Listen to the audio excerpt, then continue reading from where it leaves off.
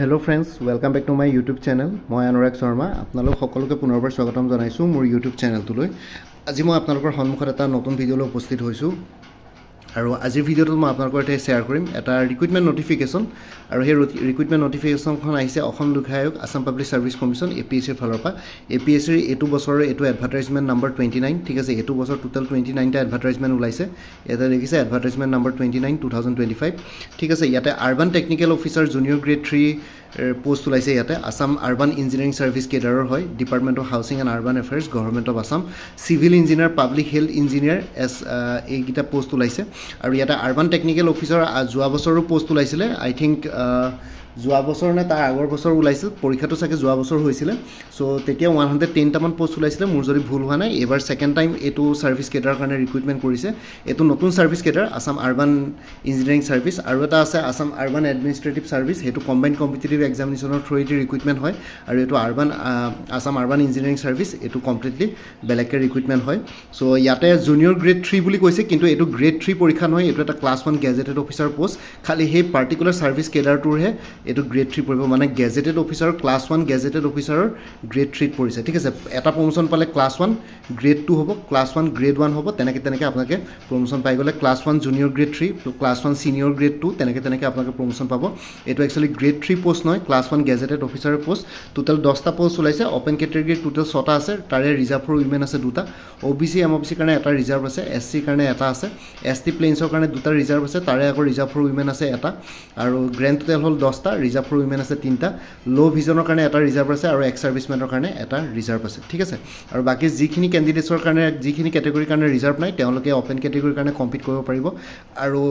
women reservation যদি কৰবাত নাই তথাপিতো আপোনালোকে উইমেন ৰিজাৰ্ভেশন মানে কি এটা জেনাৰেল ক্যাটেগৰি টোটাল 6টা পোষ্ট আছে 6টাৰে দুটা ৰিজাৰ্ভ ফৰ উইমেন অকল ছোৱালীৰ কাৰণে হেগিটা ৰিজাৰ্ভ থাকিব দুটা পোষ্ট তাতে লৰাবিলাকে কম্পিট কৰিব নোৱাৰে বাকি যোনগিটা 6টা পোষ্ট আছে ওপেন ক্যাটেগৰি টোটাল হে 6টা পোষ্টৰ কাৰণে লৰা ছোৱালী দুইটাই কম্পিট কৰিব পাৰিব আৰু গুটেগিটা ক্যাটেগৰি ক্যান্ডিডেটছে হেতু কাৰণে কম্পিট কৰিব পাৰিব সো জেনাৰেল ক্যাটেগৰি কাৰণে হেতু ওপেন ক্যাটেগৰিত পৰে সকলোৱে হেতু সকলোৰ কাৰণে হেতু কমন পোষ্ট হয় সো হেতু কাৰণে হয়তো জেনাৰেল ক্যাটেগৰি যিখিনি মেল ক্যান্ডিডেটস আছে তেওঁলোকে হয়তো সদায় আপত্তি কৰে তেওঁলোকৰ কাৰণে হেতু ওপেন ক্যাটেগৰিত তেনেকুৱা একো নাই সবৰ কাৰণে ওপেন থাকে ঠিক আছে সো হেতুৱে ডিসএডভান্টেজ আৰু বাকি পোষ্টটো হৈ গল urban technical officer junior grade 3 mechanical engineer as per urban engineering service cadre ঠিক আছে ইয়াতে মেকানিক্যাল ইঞ্জিনিয়াৰ টোটাল 16টা পোষ্ট ওলাইছে যদি আপোনালোকে চাই ঠিক আছে ইয়াতে সিভিল ইঞ্জিনিয়াৰিং বা পাব্লিক হেলথ ইঞ্জিনিয়াৰ টোটাল 10টা পোষ্ট ওলাইছিল মই কলবে প্ৰথমটো সেকেন্ডটো হৈ গল মেকানিক্যাল ইঞ্জিনিয়াৰ আৰু মেকানিক্যাল ইঞ্জিনিয়াৰ টোটাল 16টা পোষ্ট ওলাইছে ইয়াতে তেনেকে ওপেন ক্যাটেগৰি টোটাল 8টা ৰিজাৰ্ভ ফৰ উইমেন আছে দুটা OBC MOBC কাৰণে টোটাল 6টা ৰিজাৰ্ভ আছে তাৰে ৰিজাৰ্ভ ফৰ উইমেন আছে এটা SC কাৰণে এটা ST প্লেইনছৰ কাৰণে দুটা ৰিজাৰ্ভ ফৰ উইমেন আছে এটা ST হিলছৰ কাৰণে এটা আৰু টোটাল 16টা ৰিজাৰ্ভ ফৰ উইমেন আছে 4টা হিয়াৰিং ইম্পেয়াৰমেন্টৰ কাৰণে এটা ৰিজাৰ্ভ আছে এক্স সাৰ্ভিসমেনৰ কাৰণে ইয়াতে নাই তাৰ পিছত নেক্সট হেৰিটো হৈ গল আৰবান টেকনিক্যাল অফিচাৰ ইলেক্ট্ৰিক্যাল ইঞ্জিনিয়াৰিংৰ পোষ্ট ইঞ্জিনিয়াৰৰ পোষ্ট ওলাইছে ইয়াতে 11টা পোষ্ট ওলাইছে ঠিক আছে ইয়াতে টোটাল ওপেন ক্যাটেগৰি 5টা ৰিজাৰ্ভ ফৰ উইমেন আছে দুটা OBC MOBC কাৰণে আছে 3টা ৰিজাৰ্ভ ফৰ উইমেন আছে এটা SC কাৰণে ৰিজাৰ্ভ আছে এটা ST হিলছৰ কাৰণে ৰিজাৰ্ভ আছে এটা ST হিলছৰ কাৰণে ST প্লেইনছৰ কাৰণে ৰিজাৰ্ভ আছে এটা ST হিলছৰ কাৰণে এটা গ্ৰেণ্ড টোটাল 11টা লোকেল ডিসেবিলিটিৰ কাৰণে এটা ৰিজাৰ্ভ আছে এক্স সাৰ্ভিসমেনৰ কাৰণে এটা ৰিজাৰ্ভেশন নাই আকৌ আৰবান টেকনিক্যাল অফিচাৰ এনভাইৰনমেন্টাল ইঞ্জিনিয়াৰৰ কাৰণে 6টা পোষ্ট আছে ইয়াতে টোটাল ওপেন ক্যাটেগৰি 3টা ৰিজাৰ্ভ ফৰ উইমেন আছে দুটা OBC MOBC কাৰণে টোটাল দুটা ৰিজাৰ্ভ আছে ৰিজাৰ্ভ ফৰ উইমেন আছে এটা SC কাৰণে ৰিজাৰ্ভ নাই ST প্লেইনছৰ কাৰণে এটা ST হিলছৰ কাৰণে নাই গ্ৰেণ্ড টোটাল 6টা ৰিজাৰ্ভ ফৰ উইমেন আছে দুটা PWBD আৰু এক্স সাৰ্ভিসমেনৰ কাৰণে ইয়াতে পোষ্ট নাই আৰু পে স্কেলটো হৈ গল pay scale plus grade pay plus other allowances pay scale 30000 to 1,10,000 grade pay 12,700 pay band 4 এটো এটা ক্লাছ 1 গেজেটেড অফিচাৰৰ পোষ্ট হয় ঠিক আছে আৰু ইয়াতে আপোনালোকৰ যোনটো স্যালাৰি স্কেল হেতু equivalent to urban Assam urban administrative service district transport officer ঠিক আছে লেবাৰ অফিচাৰ সো তেনেকুৱা ধৰণৰ পোষ্ট বিলাকৰ লগত ইকুইভ্যালেন্ট হয় পে স্কেল গ্ৰেড পেটো আৰু এলিজিবিলিটি ক্ৰাইটেৰিয়াটো হল ক্যান্ডিডেটজন ভাৰতীয় নাগৰিক মানে ইণ্ডিয়ান সিটিজেন হ'ব লাগিব আৰু অসমৰ স্থায়ী বাসিন্দা মানে পাৰ্মানেন্ট ৰেসিডেন্ট অফ আসাম হ'ব লাগিব আৰু তেওঁৰ ডমিসাইল প্ৰুফ হিচাপে পাৰ্মানেন্ট ৰেসিডেন্ট সাৰ্টিফিকেট PRC এডুকেশনাল পাৰপাছত অসমত ইস্যু কৰা PRC আপলোড কৰিব লাগিব নহয়বা যদি PRC নাই এমপ্লয়মেন্ট এক্সচেঞ্জ ৰেজিষ্ট্ৰেচন সাৰ্টিফিকেট আপোনালোকে আপলোড কৰিব লাগিব ঠিক আছে আৰু এমপ্লয়মেন্ট এক্সচেঞ্জ ৰেজিষ্ট্ৰেচন সাৰ্টিফিকেটটো আপডেটেড হ'ব লাগিব মানে আপোনালোকৰ expired employment exchange registration certificate upload নকৰিব নহলে ক্যান্ডিডেটছৰ কেনসেল হৈ যাব এডুকেশ্যন কোৱালিফিকেশ্যনৰ ক্ষেত্ৰত যদি আমি চিভিল ইঞ্জিনিয়াৰ বা পাব্লিক হেল্থ ইঞ্জিনিয়াৰিঙৰ কথা চাওঁ আৰবান টেকনিকেল অফিচাৰ তাতে বি পিটেক বিচাৰিছে civil engineer full time from any all India council for technical Education recognise university বা ইনষ্টিটিউট ঠিক আছে AICTE ৰিকগনাইজ কৰা ইউনিভাৰ্চিটি বা ইনষ্টিটিউটত ফুল টাইম চিভিল ইঞ্জিনিয়াৰ বিচাৰিছে ইয়াতে যদি আমি চিভিল ইঞ্জিনিয়াৰ বা পাব্লিক হেল্থ ইঞ্জিনিয়াৰিঙৰ কথা ইয়াতে কওঁ আৰু candidate must possess part B A and B of AIME India in civil engineering if she had enrolled in AMI course on or before 31st March 2013 ঠিক আছে আৰু ৰিলিভেণ্ট ডকুমেণ্টছ মানে semester wise year wise marksheet certificate সেইবোৰ upload কৰিব লাগিব ঠিক আছে upload All India council for technical education AICTE recognise certificate of respective university institute সেইখিনিও আপলোড কৰিব লাগিব ঠিক তেনেদৰে নেক্সট কেটেগৰি হৈ গ'ল urban technical officer mechanical engineer ইয়াতে বিচাৰিছে BE BTech in mechanical engineer full time ঠিক আছে আৰু লগতে বিচাৰিছে candidate must have pass part A B of AMIE India in mechanical engineering if she had enrolled in AMIE course on or before 31st March 2013 আগৰটো নিচিনাই আৰু লগতে আপোনালোকে ৰিলিভেণ্ট সাৰ্টিফিকেটছ বা marksheet semester wise year wise certificate marksheet আৰু লগতে যিখিনি দৰকাৰ পৰে All India council for Technical এডুকেশ্যনৰ ৰিকগনাইজ সাৰ্টিফিকেট সেই ইউনিভাৰ্চিটি বা ইনষ্টিটিউটৰ আপলোড কৰিব লাগিব তাৰপিছত আৰবান টেকনিকেল অফিচাৰ ইলেক্ট্ৰিকেল ইঞ্জিনিয়াৰিঙৰ যোনটো কেটেগৰি আছে তাতে B BTech ইলেক্ট্ৰিকেল ইঞ্জিনিয়াৰ বিচাৰিছে ফুল টাইম আৰু লগতে আপোনালোকে AMIE পাৰ্ট A আৰু B ইলেক্ট্ৰিকেল ইঞ্জিনিয়াৰিঙৰ পাছ কৰিব লাগিব আৰু লগতে যদি আপোনালোকে AMIE কোৰ্সত এনৰোল কৰিছে on or before 31st March 2013 ঠিক আছে এইটো বস্তু আপোনালোকে চাই ল'ব মই ইমানো বেছি নাজানো সো হেতু কাৰণে আপোনালোকে এইখিনি বস্তু চাই ল'ব আৰু বাকি ৰিলেভেন্ট সাৰ্টিফিকেটছ বিলাক আপলোড কৰিব লাগিব আৰু লগতে 4 নম্বৰ কেটেগৰি হৈ গ'ল urban technical officer environmental engineering ইয়াতে বিচাৰিছে BE BTech in environmental engineering full time নহয় বা BE BTech in civil engineering full time with masters in environmental science environmental engineering from any all India council for technical education AICTE recognise university institute ঠিক আছে আৰু candidate জনে part A আৰু B of AMIE India in environmental engineering or in civil engineering with masters in environmental science by environmental engineering if she had enrolled in AMIE course on or before 31st March 2013 so directly environmental engineering hole mane apnalke directly apply koribo paribo jodi he civil engineering degree ase tetia hole logote environmental science by environmental engineering jodi karbo masters degree ase tetia paribo ঠিক আছে এইখিনি বস্তু আপোনালোকে কম পাবো মই ইমানো বেছি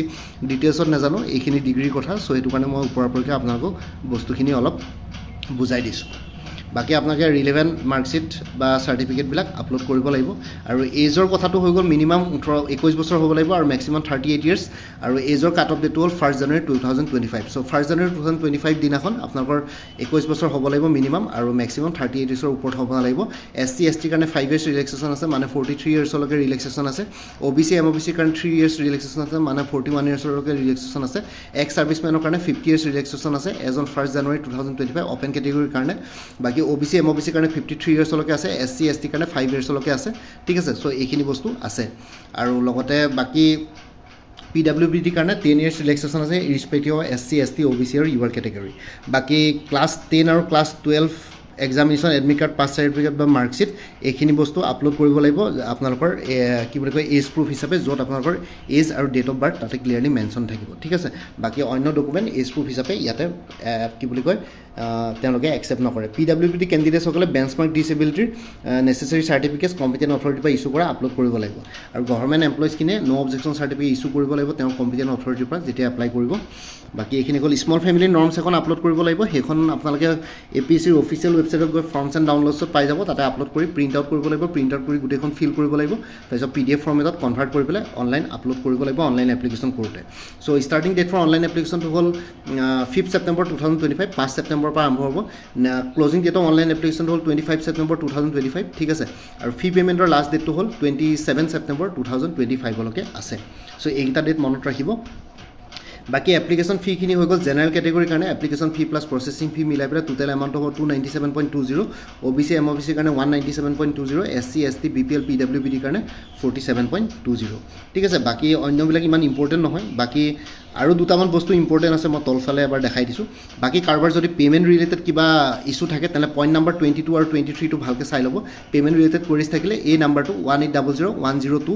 1686 ৰাতিপুৱা 10টা বজাৰ পৰা ইভিনিং 6টা বজাৰ ভিতৰত আপোনালোকে ৱৰ্কিং ৱৰ্কিং ডেজত পে'মেণ্ট ৰিলেটেড যদি কাৰোবাৰ ইছ্যু থাকে তেতিয়াহ'লে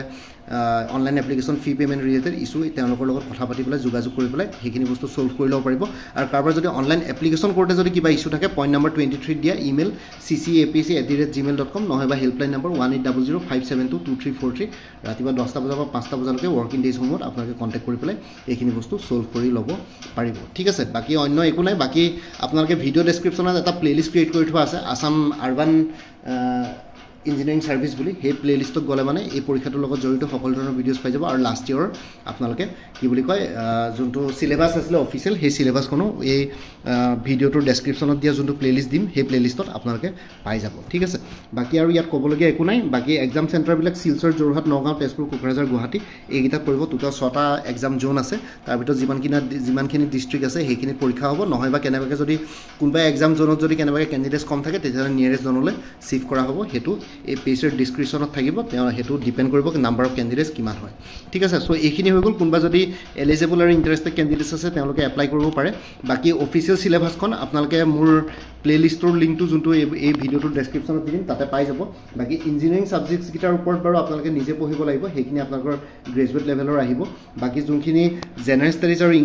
জেনাৰেল ইংলিছৰ পেপাৰখন আছে তাৰ কাৰণে এটা ফুল কোৰ্স এভেইলেবল আছে 300 रुपीसত আপোনালোকৰ যদি কোনোবা ইন্টাৰেষ্টেড এইটো নম্বৰ WhatsApp কৰিব পাৰে 9706557851 ঠিক আছে তাতে জেনাৰেল ইংলিছ আৰু জেনাৰেল ষ্টাডিজ আৰু জেনাৰেল ইংলিছৰ ওপৰত আপোনালোকে PDF ফৰ্মেটত কোৰ্স এভেইলেবল পাই যাব আৰবান টেকনিক্যাল অফিচাৰ মানে এইটো পৰীক্ষাৰ ওপৰত আৰু লগতে কোনোবা যদি কাৰেণ্ট এফেয়াৰ্স বেলেগকৈ ল'ম বুলি ভাবিছে 99 रुपीसত এভেইলেবল আছে এইটো নম্বৰ WhatsApp কৰিব পাৰে 9706557851 মান্থলি বেসিছত আছে আৰু লগতে এনে urban technical officer current affairs included আছে বেলেগকৈ কিনিব নালাগে জাস্ট এটা মই কৈ দিছো বাকি exam oriented maths aptitude numericals with step by step explanation or formula available আছে 99 रुपीसত কোনোবা যদি ইন্টাৰেষ্টেড আছে এইটো নম্বৰ WhatsApp কৰিব পাৰে 9706557851 বাকি এনে কোৰ্সবিলাকত এইখিনি বস্তু ইনক্লুডেড থাকিব কোনোবা যদি বেলেগকৈ ল'ব বিচাৰে এক্সট্ৰাকে তেতিয়ালে মেথছ আৰু কাৰেণ্ট এফেয়াৰ্স বেলেগকৈ ল'ব পাৰে 99 रुपीसত এভেইলেবল আছে বাকি আৰু APSC ৰিসাৰ্চ এসিস্ট্যান্ট যোনটো ফাইনান্স ডিপাৰ্টমেন্টত ওলাইছে তাৰ কাৰণে এটা ফুল কোৰ্স এভেইলেবল আছে 299ত এইটো নম্বৰ WhatsApp কৰিব পাৰিব 9706557851 বাকি গুৱাহাটী হাইকোৰ্টৰ জুনিয়ৰ এডমিনিষ্ট্ৰেটিভ এসিস্ট্যান্টৰ কাৰণে এটা ফুল কোৰ্স এভেইলেবল আছে 375ত এইটো নম্বৰ WhatsApp কৰিব পাৰিব 9706557851 আৰু বাকি আমি যদি তললে যাওঁ তেতিয়ালে APSC ফৰেষ্ট ৰেঞ্জাৰ বা সয়েল কনজাৰভেশ্যন ৰেঞ্জাৰৰ এটা ফুল কোৰ্স এভেইলেবল আছে ইংলিছ আৰু জেনাৰেল নলেজৰ ওপৰত 349ত এইটো নম্বৰ WhatsApp কৰিব পাৰিব 9706557851 আৰু অসমৰ যিকোনো কম্পিটিটিভ এক্সামছৰ কাৰণে এটা ফুল কোৰ্স এভেইলেবল আছে 400ত ইয়াতে ADRE Assam police APSC departmental exams লগতে গুৱাহাটী হাইকোৰ্ট হে DSS DME হে গুটেখিনি এক্সামছ ইয়াতে কভাৰ কৰা হ'ব ইয়াতে কোনোবা যদি ইন্টাৰেষ্টেড আছে এইটো নম্বৰ WhatsApp কৰিব পাৰে 9706557851 APSC জুনিয়ৰ ডেভেলপমেণ্ট অফিচাৰৰ কাৰণে এটা ফুল কোৰ্স এভেইলেবল আছে 299ত এইটো নম্বৰ WhatsApp কৰিব পাৰিব 9706557851 ADRE 3.0 ফুল কোৰ্স এভেইলেবল আছে 300ত এইটো নম্বৰ WhatsApp কৰিব পাৰিব 9706557851 APSC ইনস্পেক্টৰ অফ ষ্টেটিষ্টিক্সৰ এটা ফুল কোৰ্স এভেইলেবল আছে paper on English paper two current affairs mathematics reasoning 150 रुपीसত এইটো নম্বৰ WhatsApp কৰিব পাৰিব 9706557851 APSC inspector of legal metrology full course available আছে জেনাৰেল ষ্টাডিজ ওপৰত 249ত